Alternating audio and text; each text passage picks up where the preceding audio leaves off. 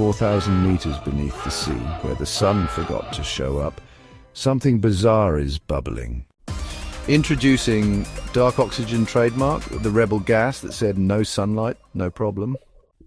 Turns out these deep-sea potato rocks aren't just metal-rich couch potatoes, they're electrochemical powerhouses. Nature's own underwater battery packs, generating oxygen in pitch-black silence like it's doing deep-sea yoga. Yes, oxygen being made without photosynthesis. That's like baking a cake without turning the oven on. If life can spark here, what's stopping it from bubbling up on a frozen moon with an attitude?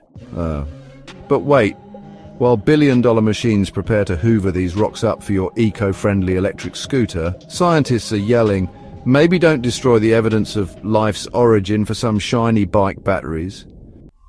Over 25 countries have said, slow your mining roll, because what lies down there might just rewrite Earth's history, or Netflix's next sci-fi series. So next time someone says you need light to live, tell them dark oxygen says hi.